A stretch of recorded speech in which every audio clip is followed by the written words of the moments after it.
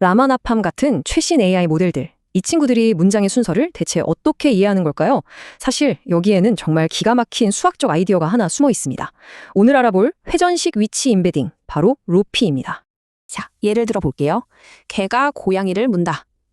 의미는 아주 명확하죠? 그런데 여기서 단어 순서만 살짝 바꿔볼까요? 고양이가 개를 문다. 어때요? 쓴 단어는 완전히 똑같은데 의미는 180도 달라졌습니다. 가해자랑 피해자가 완전히 뒤바뀌었잖아요. 우리야 이 차이를 바로 알지만 과연 트랜스포머 모델은 이걸 어떻게 알아챌까요? 이게 사실 아주 중요한 질문인 게 트랜스포머의 심장이라고 할 수 있는 어텐션 메커니즘이 원래는 순서를 전혀 구분하지 못하거든요. 말 그대로 순서에는 젬병인 셈이죠. 자, 그럼 지금부터 한번 제대로 파고들어 보겠습니다. 역대 가장 강력하다고 평가받는 AI 아키텍처가 어떻게 이 근본적인 문제를 해결했는지 그 여정을 따라가 보죠. 문제의 핵심은 바로 여기에 있습니다. 트랜스포머의 어텐션 메커니즘은요, 문장에 있는 모든 단어를 한꺼번에, 그러니까 동시에 쫙 훑어봐요. 그러다 보니까 별다른 장치가 없으면 개가 고양이를 문다나 고양이가 개를 문다나 그냥 개, 고양이, 문다라는 단어들이 들어있는 똑같은 주머니로 취급해버리는 거예요. 순서 정보가 완전히 사라지는 거죠. 이게 정말 치명적인 약점이었습니다. 그래서 연구자들이 이거 순서 정보를 어떻게든 알려줘야겠다 하고 생각하게 된 거죠. 그래서 나온 초기 아이디어들이 있었는데 꽤 그럴듯했지만 저마다 골치 아픈 문제들을 하나씩 가지고 있었습니다. 가장 먼저 나온 해결책은 정말 간단하고 직관적이었어요. 뭐냐면 각 단어에다가 위치 번호를 그냥 매겨주는 거예요. 너는 1번 단어, 너는 2번 단어 이런 식으로요. 축구 선수들 등번호처럼 고유한 표식을 딱 붙여주는 거죠. 이걸 절대 위치 임베딩이라고 합니다. 그 다음에 나온 아이디어는 조금 달랐어요. 절대적인 번호보다는 단어들 사이의 거리에 집중한 거죠. 예를 들면 이 단어는 저 단어보다 2칸 앞에 있어. 이런 식으로 상대적인 정보만 알려주는 거예요. 이게 생각해보면 더 그럴듯하잖아요. 근데 문제가 뭐냐면 이걸 구현하려면 어텐션 계산 방식을 아예 뜯어 고쳐야 했어요. 훨씬 더 복잡해지는 거죠. 그러니까 정리를 해보면 두 방법 다 좀 아쉬운 점이 있었던 거예요. 절대 위치 방식은 훈련할 때 본 적 없는 긴 문장이 들어오면 그냥 바보가 되어버렸고, 상대 위치 방식은 괜찮긴 한데 너무 느리고 복잡해서 실용성이 떨어졌죠. 결국 완벽한 해결책은 아니었던 셈입니다. 자, 바로 이 지점에서 정말 천재적인 아이디어가 등장합니다. 기존처럼 위치 정보를 그냥 더하기만 할 게 아니라 아예 벡터를 회전시켜서 위치를 표현하면 어떨까 하는 발상의 전환이 일어난 거죠. 이게 정말 중요한 포인트인데요. 이전 방법들이 단어 벡터의 위치 벡터를 그냥 더하는, 그러니까 덧셈 방식이었다면 로피는 위치 정보로 단어 벡터 자체를 곱해서 변형시켜버립니다. 패러다임이 완전히 바뀐 거예요. 덧셈의 세계에서 곱셈의 세계로 넘어온 거죠. 개념 자체는 생각보다 되게 간단해요. 문장의 첫 번째 단어, 그러니까 1번 위치에 있는 단어는 벡터를 아주 살짝만 돌려줍니다. 그리고 저 뒤에 한 10번 위치에 있는 단어는 벡터를 훨씬 더 많이 큰 각도로 돌려주는 거예요. 이런 식으로 위치 번호에 비례해서 회전 각도를 다르게 주는 게 전부입니다. 좋아요.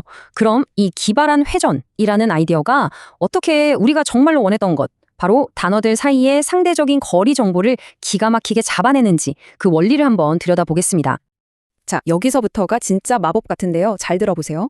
트랜스포머에서 두 단어가 얼마나 관련 있는지를 나타내는 어텐션 점수는요, 두 단어 벡터의 내적이라는 걸로 계산해요. 이 내적 값은 두 벡터 사이의 각도가 중요하거든요.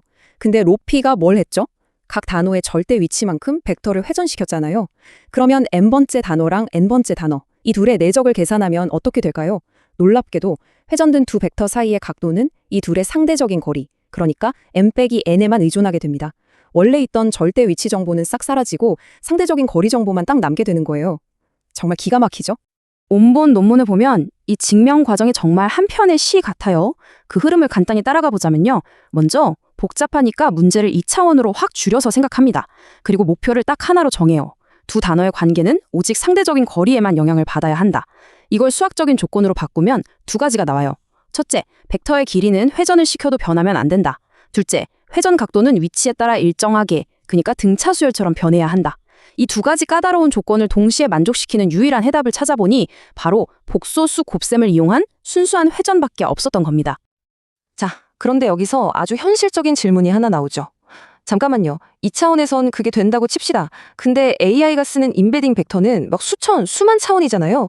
그 높은 차원에서 벡터를 어떻게 회전시키죠? 정말 중요한 질문입니다. 그리고 그에 대한 해결책은 놀라울 정도로 간단하고 또 우아합니다. 그냥요, 그 수천 차원짜리 긴 벡터를 두 개씩 짝을 지어서 수많은 2차원 벡터 그룹으로 나누는 거예요. 그리고 각각의 2차원 그룹에다가 우리가 방금 봤던 그 회전 마법을 똑같이 개별적으로 적용해 주는 거죠. 정말 기발하지 않나요? 자, 여기까지 이론은 정말 완벽하고 아름다워요. 그럼 이제 가장 중요한 질문이 남았죠. 그래서 실제로 써보니까 진짜 더 좋았나요? 네, 정답은 압도적으로 예스입니다. 룰페가 왜 이렇게까지 성공했냐면요. 장점이 한두 가지가 아니었기 때문이에요.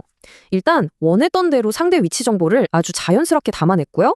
또 신기하게도 거리가 멀리 떨어진 단어들 사이의 연관성은 저절로 약해지는 효과도 있었어요. 게다가 기존 방법들보다 훈련 속도도 더 빨랐고 다른 기술들이랑 궁합도 잘 맞았죠. 뭐 하나 빠지는 게 없는 그야말로 완성형 기술이었던 겁니다.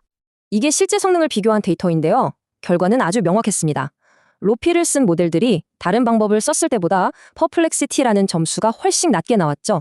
이 퍼플렉시티는 점수가 낮을수록 모델이 언어를 더 잘 이해하고 다음 단어를 더 잘 예측한다는 뜻이니까 로피의 압승이었던 겁니다. 그리고 이게 그냥 논문으로만 끝난 이야기가 절대 아니에요. 지금 여러분이 들어보셨을 만한 거의 모든 최신 AI 모델들, 그러니까 메타의 라마나 구글의 팜 같은 거대 언어 모델들이 전부 이 로페 기술을 핵심 엔진으로 사용하고 있습니다. 그야말로 현역 최고의 기술인 거죠. 로프의 성공은 우리에게 꽤 중요한 메시지를 던져주는 것 같아요. 복잡한 문제를 해결할 때 무조건 더 복잡하고 거대한 무언가를 더하는 것만이 답은 아니라는 거죠. 때로는 이렇게 본질로 돌아가서 단순하고 우아한 수학적 원리를 적용하는 게 훨씬 더 강력한 힘을 발휘할 수 있다는 걸 보여준 겁니다. 한 전문가의 표현에 빌리자면 정말이지 인공지능 분야에서 수학적 사고가 얼마나 아름다울 수 있는지를 보여준 빛나는 사례라고 할 수 있겠습니다. 자, 오늘 이야기를 마무리하면서 이런 생각을 해봅니다. 지금 이 순간에도 인공지능의 다음 도약을 이끌어낼 또 다른 로프 같은 아이디어가 어쩌면 아주 기본적인 수학이나 물리학 원리 속에 숨어 있는 건 아닐까요? 과연 AI의 다음 혁신을 가져올 그 우아한 해법은 무엇일지 함께 기대해봐도 좋을 것 같습니다.